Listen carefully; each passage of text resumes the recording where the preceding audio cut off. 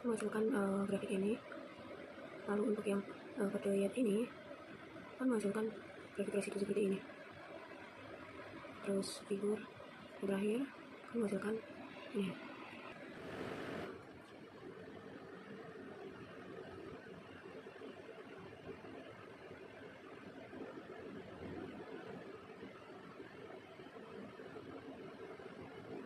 Menghasilkan ini kedua grafik ini ya. Figur yang terakhir akan mengoutputkan 3 grafik. Assalamualaikum warahmatullahi wabarakatuh. Pada kesempatan kali ini, kami akan mempresentasikan tugas dengan judul Simulasi Identifikasi Sistem Non-Parametrik pada Sistem Discrete menggunakan MATLAB. Nah, tugas ini disusun untuk memenuhi salah satu tugas pada mata kuliah yang diampu oleh Bapak Profesor Agus Naba. Sebelumnya, perkenalkan anggota kelompok kami yang terdiri dari Aida Isma Ardiani, yaitu saya sendiri, dan Irma Melani. Nah, kali ini kami akan menjelaskan hasil simulasi yang telah kami lakukan menggunakan MATLAB terkait identifikasi sistem non-parametrik pada sistem discrete. Bisa di next. Latar belakang dan tujuan dari proyek ini adalah identifikasi sistem merupakan metode yang digunakan untuk memperoleh model matematis suatu sistem berdasarkan hubungan antara data input dan output yang diamati. Dalam penerapannya, tidak semua sistem memiliki parameter yang diketahui secara lengkap. Oleh karena itu, identifikasi sistem ini diperlukan untuk memperkirakan perilaku sistem berdasarkan data yang tersedia. Pada simulasi ini digunakan metode non-parametrik, yaitu metode identifikasi yang tidak memerlukan penentuan struktur parametrik sistem sejak awal. Nah, adapun tujuan simulasi ini yaitu yang pertama untuk memahami fungsi transfer discrete sebagai representasi sistem. Yang kedua, melakukan sistem data dengan penambahan noise. Dan yang ketiga, melakukan identifikasi sistem menggunakan metode non-parametrik. Dan yang terakhir, mengevaluasi kualitas hasil identifikasi yang diperoleh.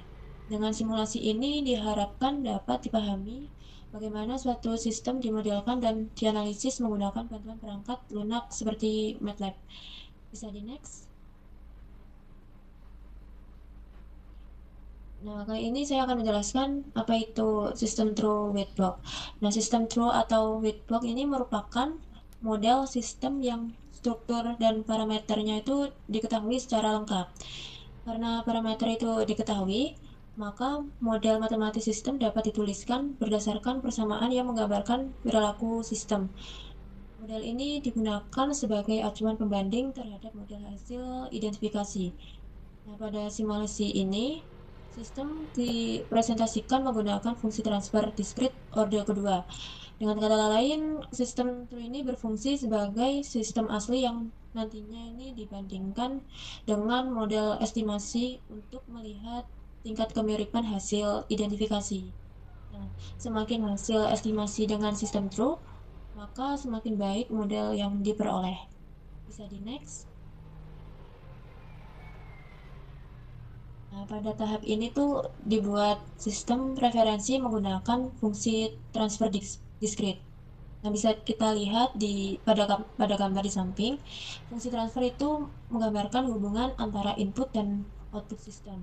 Selanjutnya dilakukan analisis pole dan zero untuk mengetahui karakteristik sistem. Nilai pole ini digunakan untuk menentukan kestabilan sistem, sedangkan zero untuk memengaruhi bentuk respon sistem terhadap input. Nah, sistem ini dikatakan stabil apabila nilai pole berada di dalam lingkaran satuan. Nah, dari hasil MATLAB yang diperoleh dari gambar itu, posisi pole dapat digunakan untuk mengevaluasi kestabilan sistem sebelum dilakukan proses identifikasi lebih lanjut. Next. Nah, setelah menggunakan sistem referensi, dilakukan proses pembuatan data eksperimen. Pada tahap pertama yaitu membuat input PRBS atau pseudo random binary sequence. Selanjutnya dilakukan simulasi output sistem tanpa noise menggunakan fungsi ISIM. Nah, setelah itu ditambahkan noise Gaussian menggunakan fungsi run, sehingga dihasilkan output yang lebih realistis. Penambahan noise dilakukan karena sistem nyata umumnya dipengaruhi oleh gangguan atau error pengukuran. Yang bisa kita lihat dari gambar yang di samping, data input dan output inilah yang nantinya digunakan untuk proses identifikasi sistem. Next. Nah, grafik ini tuh menunjukkan sinyal PRBS yang digunakan sebagai input sistem. PRBS dipilih karena pola acaknya mampu mengeksistasi berbagai karakteristik sistem sehingga proses identifikasi menjadi lebih baik. Nah, dengan variasi input yang cukup banyak, informasi karakteristik ini dapat diperoleh dengan lebih lengkap. Dari grafik yang terlihat bahwa amplitudo itu berubah secara acak sepanjang sampel pengamatan. Bisa di next.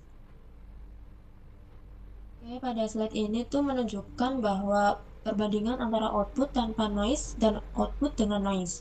Output tanpa noise menggambarkan kondisi ideal sistem terhadap input yang diberikan, sedangkan output dengan noise menunjukkan kondisi yang lebih realistis karena dipengaruhi oleh gangguan.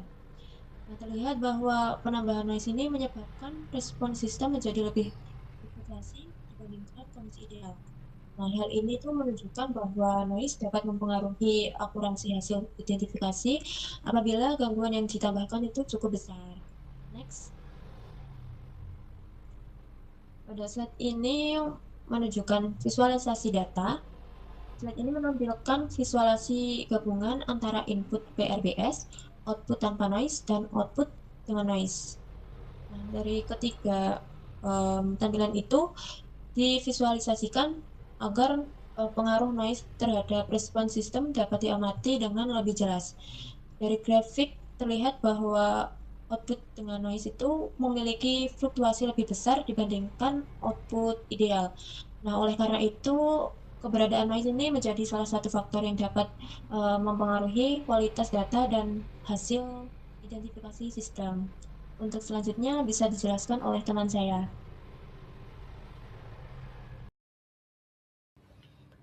Pada slide ini, saya akan menjelaskan mengenai identifikasi non-parametrik. Identifikasi non-parametrik adalah metode identifikasi sistem yang dilakukan menggunakan data input dan output tanpa harus menentukan struktur parameter model terlebih dahulu. Jadi, metode ini lebih fokus pada perilaku sistem berdasarkan data hasil pengamatan. Pada simulasi ini digunakan fungsi impulse set pada MATLAB untuk mengestimasi respon impuls sistem. Fungsi ini bekerja dengan membaca hubungan antara sinyal input dan output, kemudian menghasilkan model estimasi dari sistem tersebut. Di bagian kanan terlihat data input-output yang sudah berhasil dibuat dengan jumlah 500 sampel dan waktu sampling 1 detik. Setelah itu, sistem menghasilkan model impuls yang nantinya digunakan untuk proses analisis berikutnya. Analisis pada slide ini menunjukkan bahwa proses identifikasi berhasil menghasilkan model estimasi yang akan dibandingkan dengan sistem asli untuk mengetahui tingkat akurasi model. Jadi, dari tahap ini adalah membentuk model sistem berdasarkan data eksperimen tanpa menentukan persamaan sistem secara langsung. Lalu, untuk hasil identifikasi ditampilkan dalam bentuk grafik perbandingan respon impuls antara sistem asli dan sistem hasil estimasi. Grafik berwarna biru menunjukkan respon impuls dari sistem asli atau true system, sedangkan grafik berwarna oranye menunjukkan respon dari model estimasi atau estimate system. Tujuan grafik ini adalah untuk melihat seberapa dekat hasil estimasi terhadap sistem sebenarnya. Jika kedua grafik memiliki bentuk yang mirip, maka model hasil identifikasi dianggap baik. Dari grafik dapat dilihat bahwa bentuk kurva estimasi cukup mengikuti pola sistem asli, mulai dari kenaikan awal, penurunan amplitudo, hingga osilasi yang semakin kecil. Hal ini menunjukkan bahwa metode identifikasi non-parametrik mampu merepresentasikan karakteristik sistem dengan cukup baik. Pada bagian bawah juga terlihat potongan kode MATLAB yang digunakan untuk menampilkan grafik perbandingan respon impuls tersebut. Lalu pada slide ini membahas faktor-faktor yang menyebabkan adanya perbedaan antara sistem asli dan hasil estimasi. Untuk perbedaan tersebut dapat dipengaruhi oleh beberapa hal, yaitu noise, jumlah data yang sedikit, error estimasi, dan nilai SNR yang rendah. Noise merupakan gangguan yang masuk ke dalam data sehingga membuat proses identifikasi menjadi kurang akurat. Semakin besar noise yang ditambahkan, maka bentuk respon estimasi akan semakin sulit mengikuti respon sistem asli. Selain itu, jumlah data juga sangat berpengaruh. Jika data yang digunakan terlalu sedikit, maka model akan kesulitan mempelajari karakteristik sistem secara lengkap. Error estimasi juga muncul karena proses pendekatan model tidak pernah benar-benar sama persis dengan sistem nyata. Kemudian nilai SNR, yaitu signal to noise ratio, yang rendah menunjukkan bahwa gangguan lebih dominan dibandingkan sinyal utama, sehingga kualitas identifikasi menurun.